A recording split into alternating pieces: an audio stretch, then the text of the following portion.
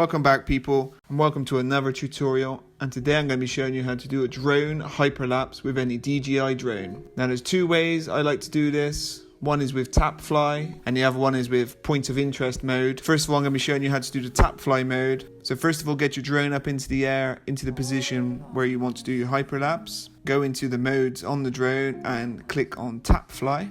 First thing you want to do is bring the speed right down to a minimum on the drone. You don't want it to be moving too fast at all. Once the speed is down, you can then position your camera on the right angle you want to have it. Make sure you've got your exposure correct and everything else. Then click on the screen where you want to fly to. In my point here, I'm going to click at the end of the bridge there. Bring the camera down a little bit more and away it goes. Hit the record button and just let your drone record all the way to the end.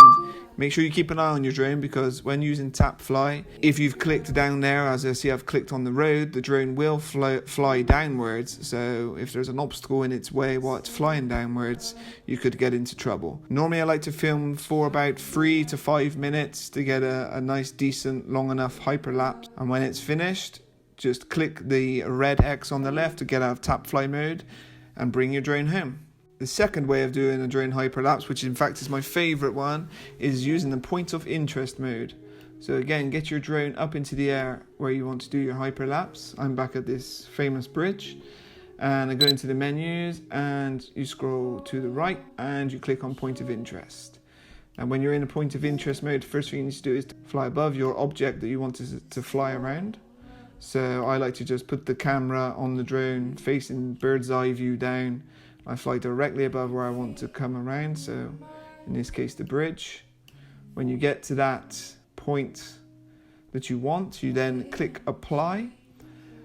Now you need to fly backwards, sideways, whatever. You need to fly out to make the ring big enough so you can get all your subject in the frame.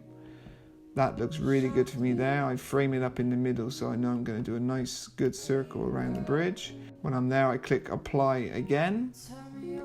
And that's it. As soon as you do that, the drone starts moving. Now again, you can change the speed and you can change whether you want to go clockwise or anti-clockwise. And again, it's very important to put the speed right down to really low. You don't want it going fast at all. The slower the better, to be honest. Hit record and let your drone spin around its subject. Again, be sure to keep an eye on the drone every now and then just to make sure everything's going okay. Again, this is good to film for at least about 5 minutes to get a good hyperlapse at the end. And when that's done, bring your drone back home, take the SD card out and put it into Final Cut Pro. Right, so once you've got your video clip transferred into Final Cut Pro, and the first thing we need to do, of course, is speed it up. So we click on the time button, speed it up to times 4. It's still way too long. It's 1 minute 42 long, so not much of a hyperlapse. I put it all the way down to about 5 seconds long. Shift Z to put it all on the timeline. So that's now 5 seconds long. The other thing you really need to do with these time lapses, especially for me on this one because it was a windy day, so the drone was moving slightly, is to click on the video clip, go to the top right in the video inspector and click on stabilization. Also, I like to put the smoothing up to number 2. I find 2.85 in fact. I find this helps a lot. Now this will take quite a while to render, so I click on modify, render all and wait for that to render. So now that's rendered, let's have a look. Looking great. Now another thing I like to do is to add a LUT onto it to bring out the colours a bit, because I always shoot in D-Log as well. So for the LUTs I go over to my effects and I've downloaded this one here which I use called M-LUT. You can find it on Google. Drop that in there, clip on the clip, go over to the inspector. Let's show the M-LUT, go into the library,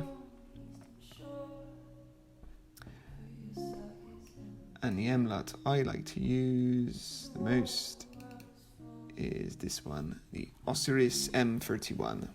Now with the LUT added, we can see And if you want to add the cool effect where I come back as well and I do kind of a return on the drone, and you just click on that, Command C to copy it, Command V to paste it on there,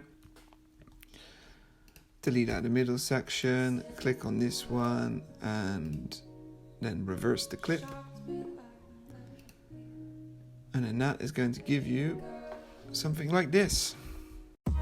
And that's it, guys. It's as simple as that to do a hyperlapse with any DJI drone using the tap fly or point of interest mode. I really hope you like this tutorial and it's going to help you. Please leave a comment below, give me a like and subscribe if you're new to the channel, and I'll see you next week for the new one. Peace.